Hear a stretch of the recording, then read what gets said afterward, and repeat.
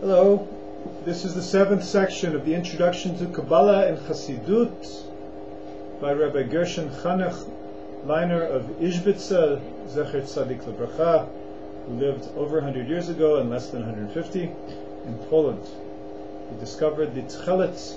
He wrote several books. He was a certified genius and widely recognized and respected among the great rabbis of the past few hundred years, of all times. It's one of the all-time greats. So I am ZtsL Edwards, the humble translator and announcer.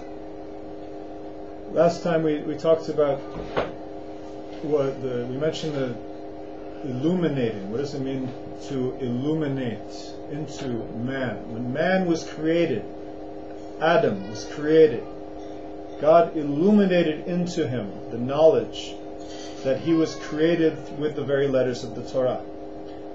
Before God created the world, he created the Torah, and it was his own special treasure. And God looked into the Torah and created the world.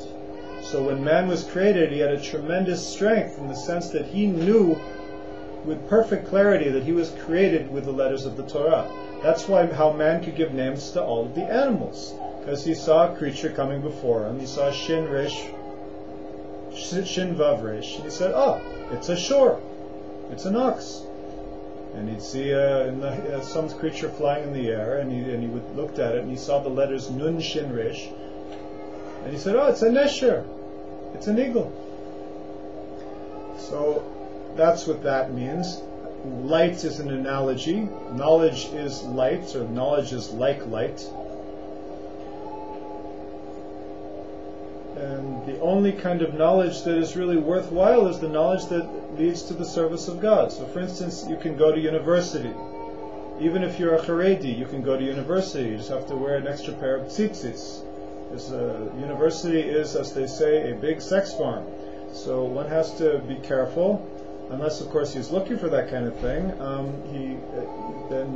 However, one has to go there. If one isn't looking for that kind of thing, he could go and be careful, and he could be goal-oriented. This is akin to what is said in the Sefer Yetzirah, where we ended with last time, that understand with wisdom and be wise with understanding, establish the matter with clarity, and return the Creator to His base.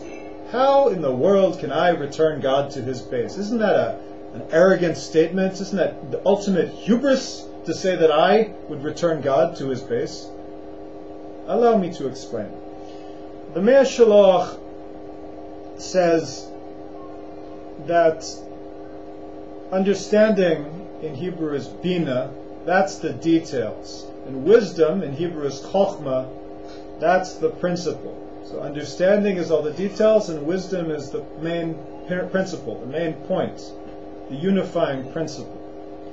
So for instance, in terms of going to university and getting an education, I went to Boston University, and look at me. For better or worse, there are pluses and minuses. However, I basically am saying I know the kind of people that go to American universities, and a little less the kind of people that go to Israeli universities, living in Israel for a number of years.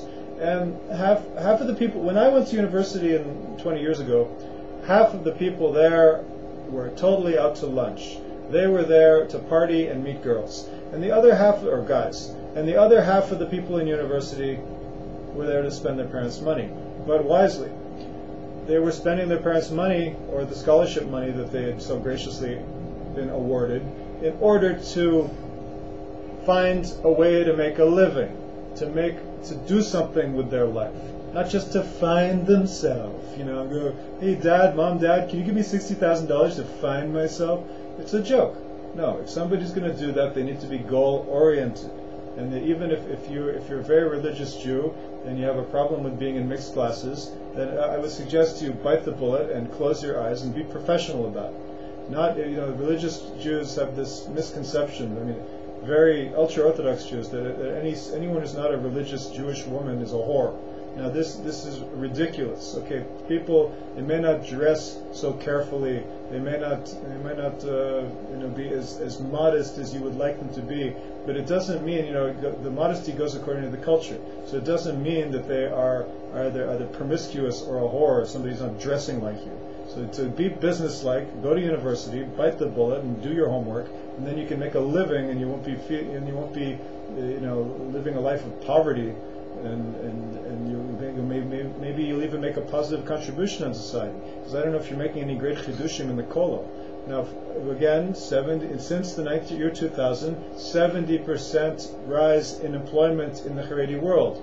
Good going Haredim. That's great.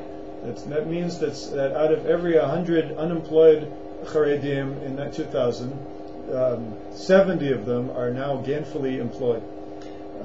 There's kedushas parnasa. Parnasa is a mitzvah. People need to work for a living in order to do mitzvahs. If someone wants to be a religious Jew and do mitzvahs, they indeed need to work, and not just receive a check for sitting around the kolo. So again, understand with wisdom and be wise with understanding. If the principle is kedushas parnasa, that's the wisdom, and the detail is how am I going to do it? I need job training.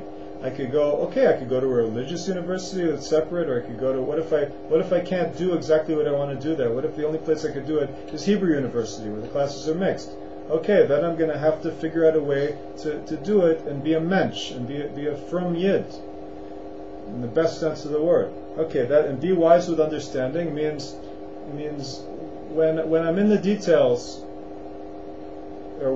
understand with wisdom means when I'm in the details, when I'm going to class, doing the homework, when I'm in the confrontation with the people, and I need to act in a certain way, I have to keep the goal in mind. The goal is to be able to make a parnasa so I can give tzedakah and support my children and do all kinds of good stuff. And be wise with understanding means is when I look at the big picture, I have to think concretely on how each detail can serve the attainment of that goal. Establish the matter with clarity. Once done, I will understand it's clear, and in that way I'll return the Creator to His base, which means I will be able to see God in the world. I will, in every detail, I remember the big principle. I'm doing a mitzvah. That means I'm doing things that are keeping God from the world. So the only way I can bring God into the world is by figuring out how, with wisdom and understanding, how to be goal-oriented and get the things done. That's, I think, what the Sefer Yetzirah means. And in the next section, in the 8th section, we're going to continue with chapter 5 in the Gershon Chanoch of Radzin's introduction.